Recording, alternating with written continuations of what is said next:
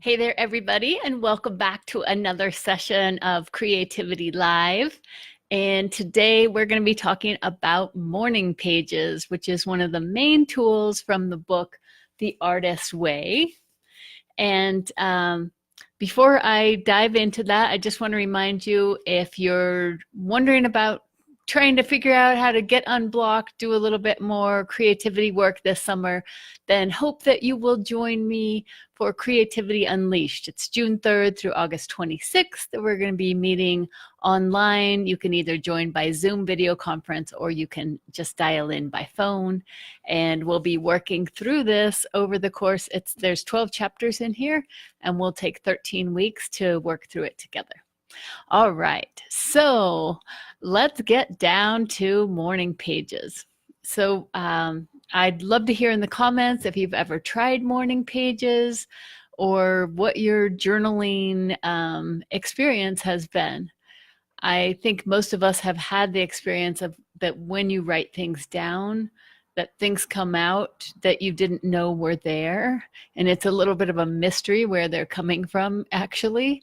And so that's part of what the morning pages are.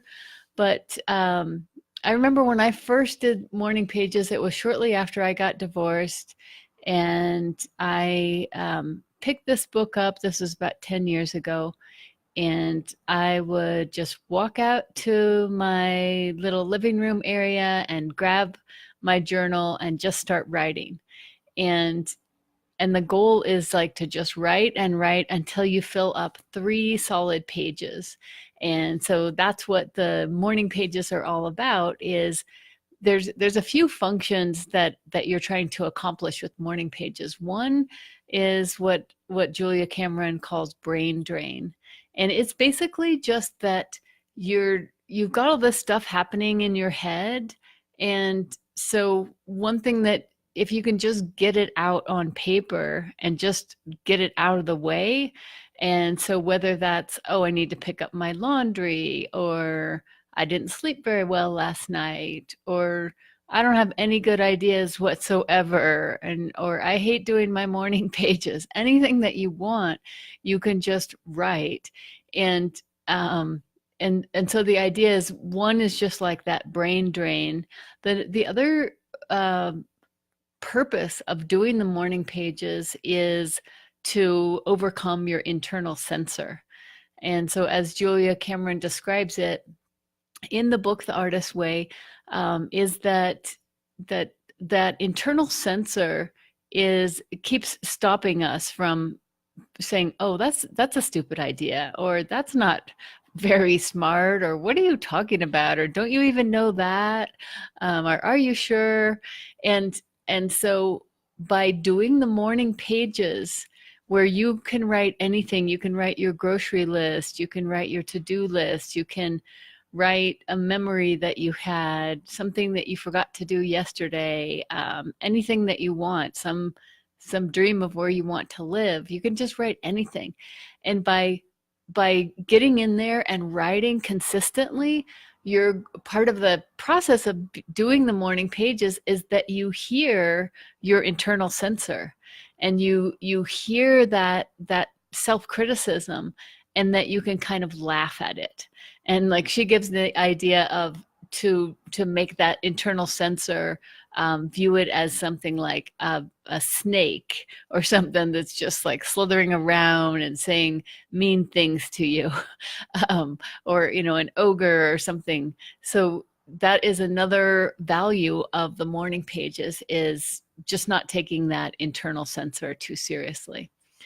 So here's what I've been kind of warming up to doing the morning pages. I'm excited to do them a little bit more diligently when our program starts on June 3rd. But one of the things, so here's what I've been writing. And one of the things that I've started doing is just writing the word visions at the top, because one of the things I realize is that there are things like, I'm not exactly sure where do I want to live, or what I want my work to be like, or what I want, some of these bigger questions in my life to be looking like. And so I keep getting the word from all different places that the more clear that we can be on what it is that we want, the more likely we're going to be able to produce it. And so that's part of what I've been writing in here is the things that I think about, where I want to live, what I want my work to be like. But how does this relate to being an eco advocate? Well, one of the things that I see is that part of the reason that we're not able to bring about the world that we want is because of a lack of vision and a lack of creativity. If we're like, that we can't afford food unless it's been coated with pesticides. I mean, that hasn't been the case for most of the time of humans on the planet. And so that's just something that we made up. That's just a belief that got out there that people started repeating. And so this lack of creativity, this lack of vision of how our cities can operate and how we move through our days and how we are interdependent, all of that, the minimal version that we have is all based on our lack of creativity, our lack of vision. So the morning pages is something that most people, when they hear about it, they kind of have a love-hate relationship with it. And as Julia Cameron says in the book, that most people that object the most to morning pages are the ones that end up loving it the best. So anyhow, I'm just going to read a couple pages out of here of what she says the morning pages are. And let's see, she was saying, I'm just going to give you an example of one of the ways that she uses them. She says, anyone who faithfully writes morning pages will be led to a connection with a source of wisdom within. When I'm stuck with a painful situation or problem that I don't think I know how to handle, I will go to the pages and ask for guidance. To do this, I write LJ as shorthand for me for little Julie, and then I ask my question. So this is out of the book, The Artist's Way. So this is an example of what she does in her morning pages. So LJ, what should I tell them about this inner wisdom? Then I listen for the reply and write that down too. Answer, you should tell them everyone has a direct dial to God. No one needs to go through an operator. Tell them to try this technique with a problem of their own. They will. Sometimes, okay, so that is just like an example of how she asks the morning pages something and it comes right back. Okay, so let me go back a little bit here. Okay. So the morning pages. In order to retrieve your creativity, you need to find it. I ask you to do this by an apparently pointless process I call the morning pages.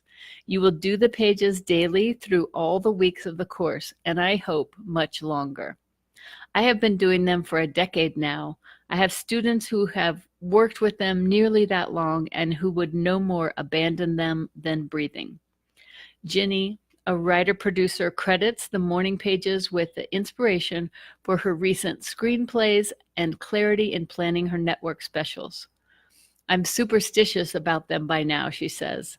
When I was editing my last special, I would get up at 5 a.m. to get them done before I went into work. What are morning pages? Put simply, the morning pages are 3 pages of longhand writing, strictly stream of consciousness. Oh God, another morning. I have nothing to say. I need to wash the curtains. Did I get my laundry yesterday? Blah, blah, blah. They might also more ingloriously be called brain drain, since this is one of their main functions.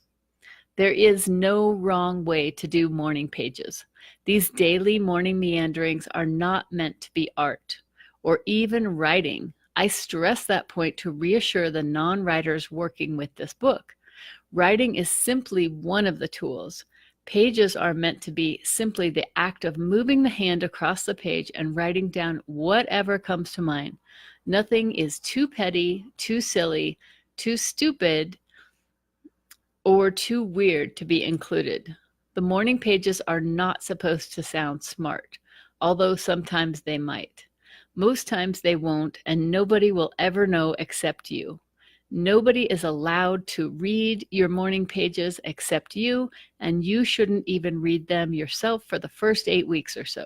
Just write 3 pages and stick them into an envelope, or write 3 pages in a spiral notebook and don't leaf back through.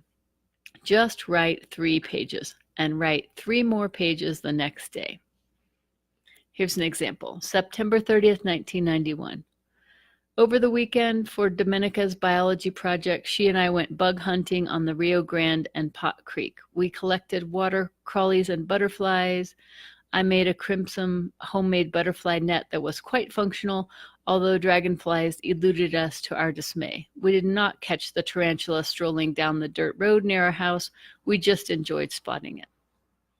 Although occasionally colorful, the morning pages are often negative, frequently fragmented, often self-pitying, repetitive, stilted or babyish, angry or bland, even silly sounding. Good. October 2nd, 1991.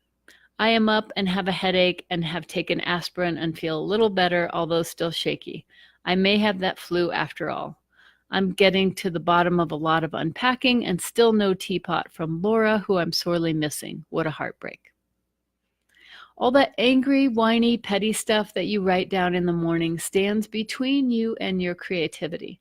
Worrying about the job, the laundry, the funny knock in the car, the weird look in your lover's eye, this stuff eddies through our subconscious and muddies our days. Get it on the page. The morning pages are the primary tool of creative recovery. As blocked artists, we tend to criticize ourselves mercilessly. Even if we look like functioning artists to the world, we feel we never do enough and what we do isn't right. We are victims of our own internalized perfectionist, a nasty internal and eternal critic, the censor, who resides in our left brain and keeps up a constant stream of subversive remarks that are often disguised as the truth. The censor says wonderful things like, "You call that writing? What a joke. You can't even punctuate. If you haven't done it by now, you never will. You can't even spell. What makes you think you can be creative?" And on and on. Make this a rule. Always remember that your censor's negative opinions are not the truth. This takes practice. By spilling out of bed and straight onto the page every morning, you learn to evade the censor.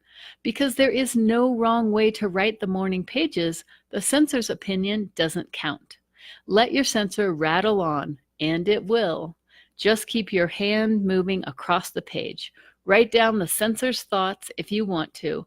Note how it loves to aim for your creative jugular. Make no mistake, the censor is out to get you. It's a cunning foe. Every time you get smarter, so does it. So you wrote one good play. The censor tells you that's all there is. So you drew your first sketch. The censor says, it's not Picasso. Think of your censor as a cartoon serpent slithering around your creative Eden, hissing vile things to keep you off guard. If a serpent doesn't appeal to you, you might want to find a good cartoon image of your censor. Maybe the shark from Jaws, and put an X through it. Post it where you tend to write or on the inside cover of your notebook. Just making the censor into the nasty, clever little character that it is begins to pry loose some of its power over you and your creativity. All right, so that's it for today, talking about the artist way and the morning pages. And I would love to, I have to go backwards to what I think here. Okay. I would love to hear what your ideas are about journaling, and if you've ever done morning pages, your experience with the artist way. So definitely leave a comment, and I will see you right back here. So most days during the month of May, 9 a.m. on Facebook at Green Team Academy. And I'd love for you to join me this summer at Creativity Unleashed. So we're doing this online, June 3rd to August 26th. You can dial in by phone, you can join by Zoom video conference, and we're going to be working through this entire book. And I think it's definitely just one of those life changers. So hope that you will take me up on that this summer. And with that, I'm signing off and see you back here tomorrow. Have a lovely day. Okay, bye.